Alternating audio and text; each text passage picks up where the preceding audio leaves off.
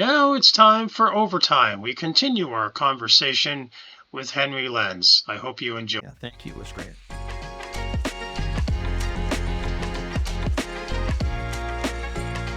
The story about Paley was that news was supposed to spend money and entertainment was supposed to make it. I don't know if that was true or not. Yeah. But that certainly changed with the new regime. Yeah. It's fun. I've told Richard that I guess my only connection to the Murrow era was that often produced stories for CBS Sunday Morning. That was like 1989 through about 2000, or no, I'm sorry, 89 till 94, 95. I did a number of stories with Charles himself, but I did dozens of stories with his trusty on-the-road camera crew, Izzy Bleckman and Larry Jeanette. Sure. And at that time, even Larry Jeanette was an older gentleman already. And so he worked on I think it was the Harvest of Shame documentary with Edward R. Murray. Wow. Wow. We did at CBS Radio, when there was a features unit, before that was decimated 30 years ago, we did these weekend specials about 4 times a year. There were about a half dozen producers on staff, and there were 30 shows. They were like 5 minutes each. So they go out every hour to the affiliates, 15 on Saturday, 15 on Sunday. And they had different themes, but I did several of them. One was the 50th anniversary of Pearl Harbor, which is a great 30-part series with music and all kinds of interesting interviews. And of course, the way Charlie told stories. And then the other one, we did a show about America's waterways or harbors or rivers, and we needed a sound to open each show. So Norm rented a tugboat, and I went out with a Nagra, a little reel-to-reel tape recorder with a microphone. I was like Barbara Streisand, funny girl. It was a little tugboat. Get me those bells, get me those foghorns, get me those. Anyway, and I said, okay, I got enough sound. Take me back to the west side. He said, oh, no, we're going to Perth Amboy to pick up a garbage. What's going on? And so they dropped me off in Staten Island. And I walked up to the bridge, and I told the captain who I was. This is the whole thing about this is CBS News. Oh, yeah, we'll do whatever you want. So they played the Staten Island foghorn, and that's the sound we opened every show with. That's wild. I love it. That's amazing. Yeah. And of course, we've talked about this, Tom, watching Charlie edit a script and chain smoke. Just sat there. Even when they were getting the word processors in, it was a long time ago, but even getting the word processors in, he would have a portable typewriter with a cigarette. Right. And I was just in awe watching him create something out of nothing. He was brilliant. And when I retired, I mentioned something to Osgood. I bumped into him. And I said, I'm retiring. I'm going to California. My wife's had enough for New York winters. And he said, why are you retiring? You're too good to retire. So that was cool. And it was a framed photograph in the lobby of the broadcast center of the Borough Boys. It was there the whole time I was there. When you went past the security desk and you made it right, it was a nice 18 by 20 poster framed on the wall. When I left, I seriously thought about taking it with me. I didn't, but I was like, I wonder if I could speak this. It's funny, again, Richard, just because of my background, Richard and I are all often bringing up something relating to CBS Sunday Morning or even the current incarnation.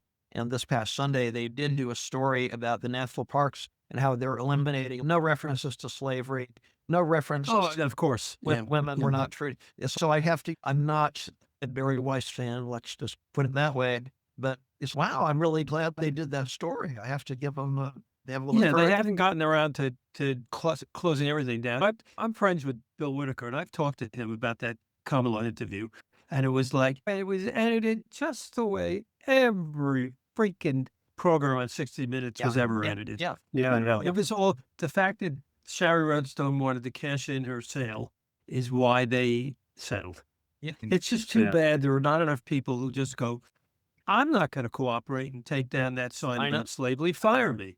It's like, there needs to be, like Ellie used to say, if you're silent, you're almost as bad as complicit. Right. Silence and complicit.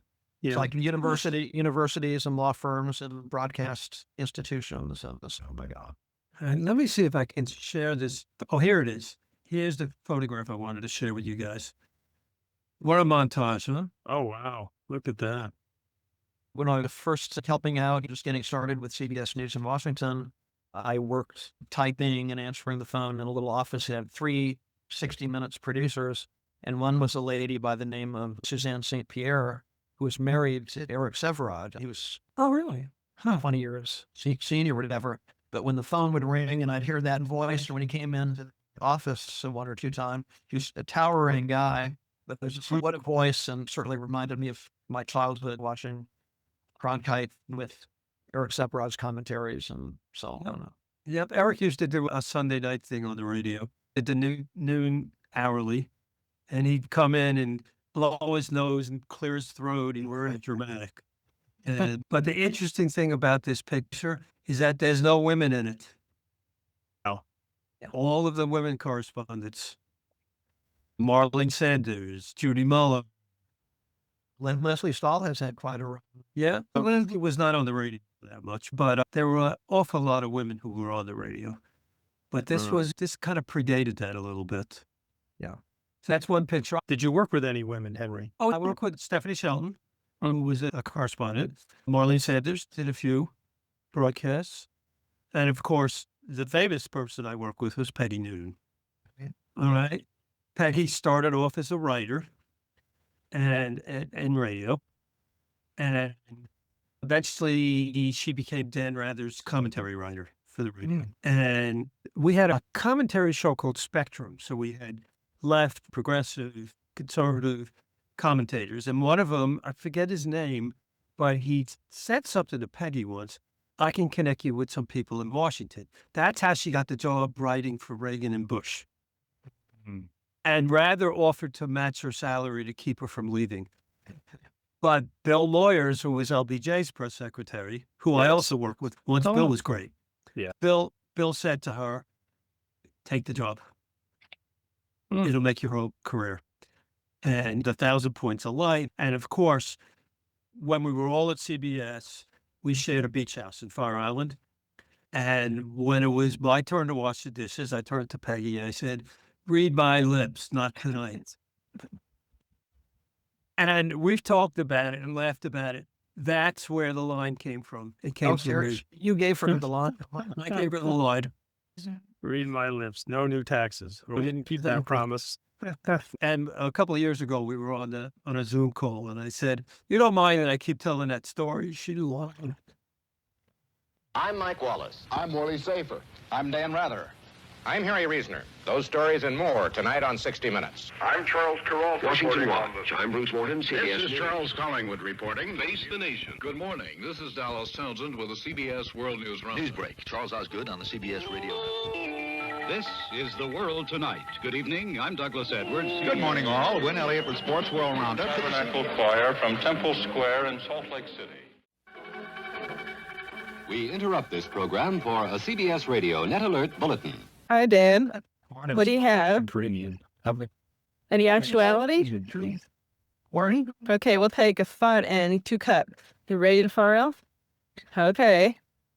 As an station is the CBS News. Anchors the next broadcast to be Richard C. Huddle in Washington. The headline of one of the lead stories will be industrial productions ideas that are out. 58. I want you to take Flash and go to Washington. 58 we go. Stand by now. Yeah, Bob, the Harry plan. Hey, Flash, go. This is a CBS News special report. I'm Bruce Morton in Washington. President Reagan is due in the White House roundup tomorrow morning. What is that down there for? First thing. 2 spots. All right, how about staying on the end of the year at 740s? Mr. Fried, as the European Economic Community revalued meta currencies this morning, we're wondering what effect that might have here in the United States. Yeah, or, of course, the other day has been bundled with this. Yeah, no, this is TDS News. We'd like to talk with somebody who can give us some information on the fire. Still, we're finally breaking the back of inflation in the United States. Buyers of pork. Do we know? Well, as they heard her say once, the neighbors are worthless. We will more on the news Israeli peace talks today, with negotiators speaking afterward of more progress along the road to an agreement. New talks are set for Friday. Stocks and more news after this. Hello, my name is Lynn Wellbrock, and I'm Director of Personnel for the CBS Broadcast Center. We're located on 57th Street in New York City. I'm sure many of you are interested in obtaining a career in broadcasting. I just walked around and recorded everything and then mixed it all and showed it to a college career day.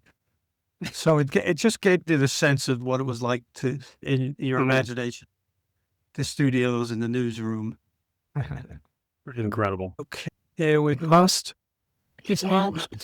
I'll ring down and do it again. Be with someone, please. Not to worry until it things like we don't know and the paramount. Lordy, God, then more shows than we can count. Yeah, I don't need to know. Hey, Pud, Twister, put down that gun into the thicket. Now, come on, your money or your life? Hard Quad. I said your money or your life. I'm thinking it over. You're blurry, Grace. You watch the trouble. I think too much, George. Really? What do you think about? Everything. Oh, I'm way ahead of other people. And look at that girl who married Cary Grant. Everybody said, what a smart girl. Thought of marrying Cary Grant years ago. Charlie, there comes a time in everyone's life when he must learn about certain things. Yes. When you want an old day in between. Where was this probably what to do? The very probably told. And kiss me, pride. And kiss me once again. It's been a long... Good morning, Captain. Good morning. I'm being dark one. Is there anyone on? Is there anyone? This is Orson Welles, ladies and gentlemen. I have character to assure you that the War of the World from Salisbury, Rhodesia comes today's news. Good evening, everybody. This is Lowell Thomas. Here's Underworld. Must we have been too fast over here today? It's victory of sweet disher, isn't it? And how do you think those lights look in Europe after 5 years of blackout down the thick? Rather pretty good. Pretty good, you sit there. I'm Mike Wallace. I'm Rory Safer. I'm Dan Rather. I'm Harry Reasoner. Those stories and more tonight on 60 Minutes. I'm Charles Charles Collingwood reporting, Base the Nation. Good morning. This is Dallas Townsend with the CBS World News Round. News break. Charles Osgood on the CBS Radio News. This is The World Tonight. Good evening. I'm Douglas Edwards. Good morning, all. Win LA Edwards Sports World Roundup. In Temple Square in Salt Lake City. Hello, everybody. This is the old redhead, and we're going to watch. This is Ted Husing speaking from Churchill Downs. A glamorous, and that's the way it is. This Florida Crime Guide, CBS News. Good night. The fames. Interestingly enough, nobody knows this, but the guy who did the sound effects for Mystery Theater, Jerry McCartney, also did them for the Honeymooners. Really? Yeah. Interesting. And he was a fun Irish guy. He used to take me out to a pub in between tapings for lunch, and he'd tell me stories about Gleason. The great one. Yeah. And Tom, I think I might have mentioned this. The other thing I did is when Osgood was doing Sunday Morning, I used to mix his Hail and Farewell soundtrack. Oh. He narrated from his chateau in France. And we get it on an ISDN line, and I'd pick it in. I know, you were envious, like Chateau in the south of France. Okay. Yeah, yeah. Then I was in Studio 6. But there are so many memorable moments. They all rush together. Mike Wallace used to interview everybody. He'd come down and interview people for radio. And Tommy Toon came in, and I put a microphone on his shoe, and he said, I'm tap dancing on the radio. I said, Nesler came in, and she had no makeup on, and she said, turn all the lights off. And Mike's first question always was, how much did you make last year? And we interviewed Timothy Leary, who looked a little nuts to me, Tom Wolfe. There was just so many, to just be sitting on the other side of the glass was remarkable. Watching a skilled interviewer like Mike Wallace, as he was. Yeah. And after Mike would tease someone, he'd wink at me. He was a good kibitzer. My next project is Bill Whitaker's sister passed away. She was in her 80s, and she was a big civil rights person. She was a Paul Boone bearer at Martin Luther King's funeral. Yeah. And so I told him I want to do her life story. So I just have to, he needs time to get pictures and all that stuff together for these speeches. And Nice thing to do for your friend. Yeah, it's so talented. Yeah, that's wonderful. Yeah, it's always fun, and I do my best work at 4 a.m. You know what? I'll show you one more picture before we go. Let me see if I can find it. Against by Buckner and the Mets. Oh, here it is. This is the NBC telecast, the end of the show. I mean, shit. How much camaraderie was there between the competing networks? Was there any? Yeah, we all got along. It was no big deal. Somebody needed a mic cable or whatever. The technical people. Here you go. That's right after the Mookie hit the ground ball past Buckner. That's great. That's great. That's a screenshot from the NBC telecast. Wow. I get that. Yeah. And I stumbled across that. So, anyway. Yeah, because people were getting ready. The Red Sox had the champagne on ice, getting ready to pop the cork. Of course. Yeah. There's one more. Share this one. Oh my God, I could go on and on. Obviously, me and Mike. Oh, wow. Yeah, legend. Wish I had more selfies with people, but one more. Let me see. To picture. This is a letter rather wrote in 1993 in the next to last paragraph. Wow. Very cool. Wow, that is awesome. Anyway, that one's friend. If you like, I could send you the box show. It's a 25 minute show. Just up to, but it's spectacular. Please do. Right. Thank you. Correct, guys. I really do. Thank you. Yeah, it was nice seeing you again, Tom. And pleasure. If you guys ever find yourself in Los Angeles, give me a shout. Maybe tempted to do that, Henry. Already.